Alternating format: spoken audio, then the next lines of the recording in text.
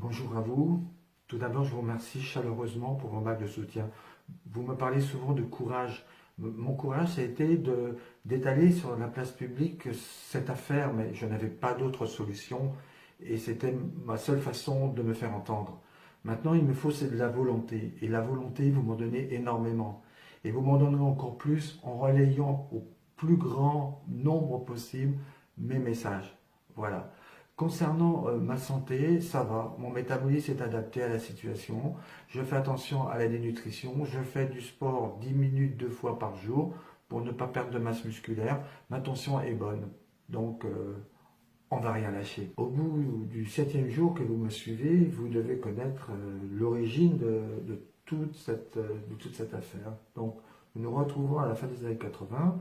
J'ai décidé de quitter l'institution bancaire prestigieuse dans laquelle je suis fondé de pouvoir pour voler de mes propres ailes. J'ai toujours rêvé de rénover des anciennes pierres, comme par exemple ce que j'ai fait il y a 10 ans à Épernay en rénovant la Ville de la Rose, avenue de Champagne.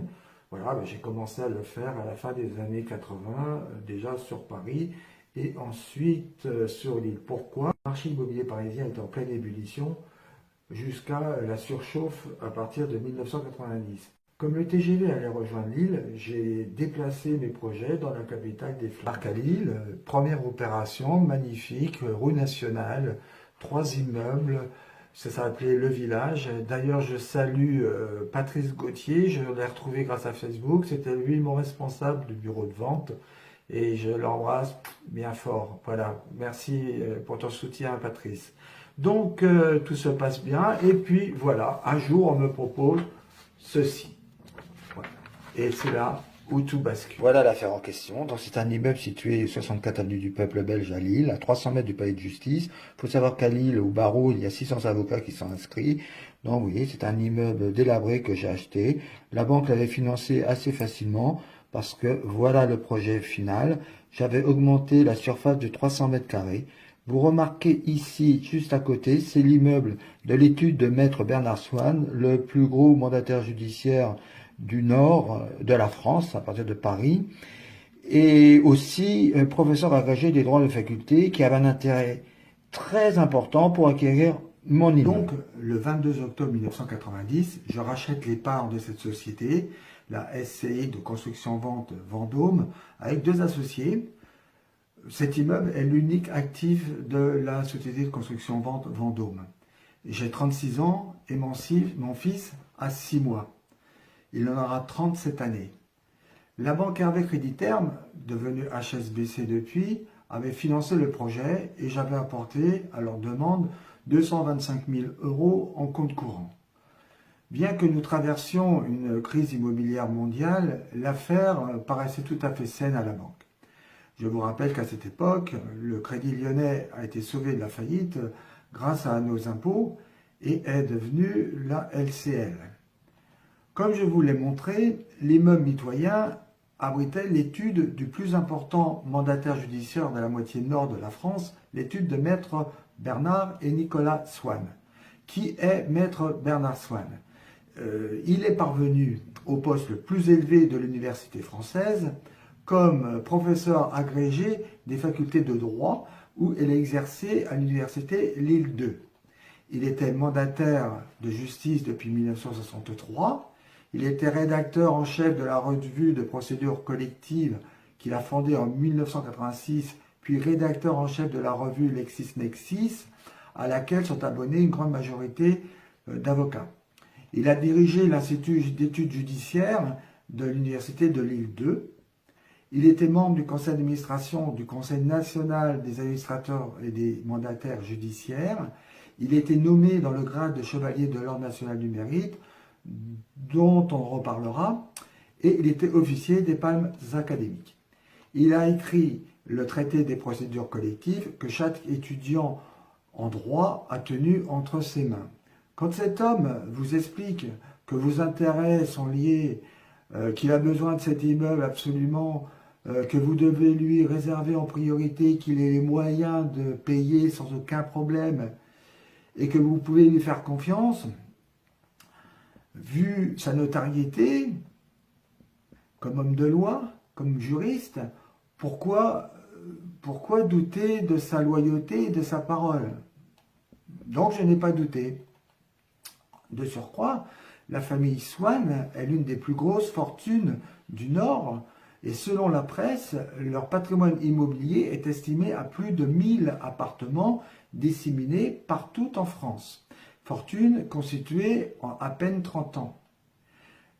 C'est certain, je le sais, qu'ils voulaient absolument l'immeuble. J'en étais conscient et rassuré. La seule chose qu'il avait omis de me dire, c'est qu'il n'avait pas l'intention de le payer. Si bien que de réunion en réunion, avec mon avocat, mon expert comptable, mon notaire, à force de promesses, d'attente, de patience, eh bien, à un moment donné, la banque, elle, a perdu patience. En fait, la stratégie de Maître Bernard Swann était de geler notre commercialisation et justement d'amener à nous mettre en cessation de paiement parce que tous les mois, il y avait des agios à payer. Voilà. C'est-à-dire qu'un jour, pour des raisons quand même relativement obscures, la banque a saisi l'immeuble et l'a vendu aux enchères. Bon. Et en fait, ils ont vendu aux enchères sans nous laisser la chance de pouvoir le vendre. Voilà.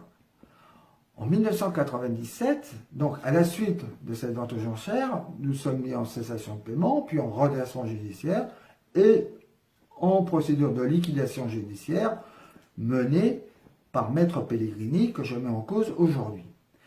En 1997, on apprend que la créance, c'est-à-dire nos dettes, avait été cédée au 10e de sa valeur à une SCI BD, gérée par un notaire d'Arras, Maître Blaringuin.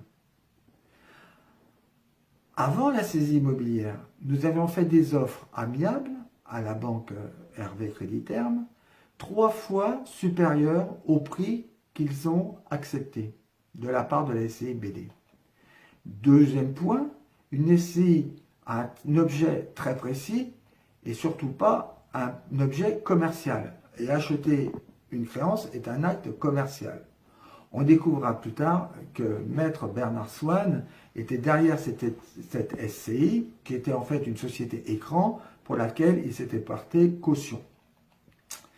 Cette SCI, malheureusement, a commencé par nous poursuivre tout azimut, saisir nos biens, bloquer nos comptes, saisir les salaires de mon ex-épouse, ainsi que les biens de mes autres associés.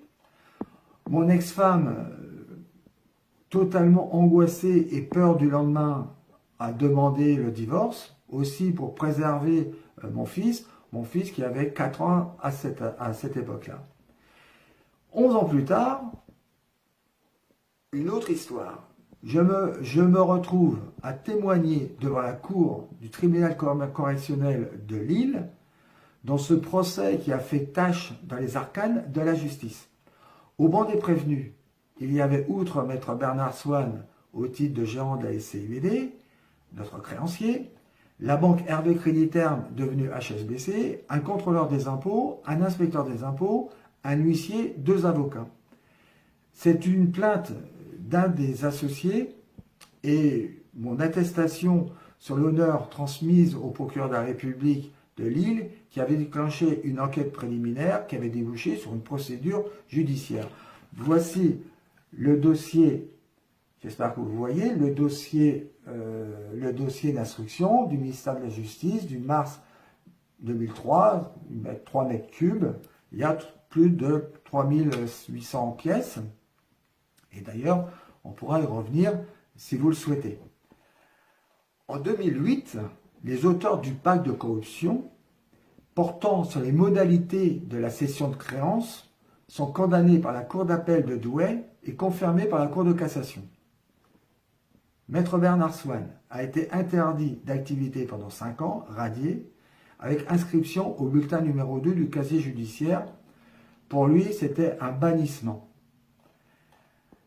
Il a échappé à la prison avec sursis, vu son âge, il était né en 1936, mais s'est vu condamné à 150 000 € d'amende, dont on ne saura jamais si elle a été payée ou pas. La banque Hervé, Crédit Terme, devenu HSBC, a été condamné en tant que corrupteur actif à 150 000 € d'amende. Voilà, le volet pénal, on va le clôturer pour aujourd'hui. Maintenant, si vous voulez d'autres détails, en commentaire, vous dites, on veut la suite. Voilà. Pour l'instant, je vous remercie. On reviendra plus tard sur le volet civil de toute cette affaire qui va nous amener jusqu'à aujourd'hui. Et surtout, bien, prenez bien soin de vous, faites attention. Je vous remercie pour votre soutien. Vraiment, vous me portez. Ne me lâchez pas. Moi, je ne lâcherai rien. À bientôt.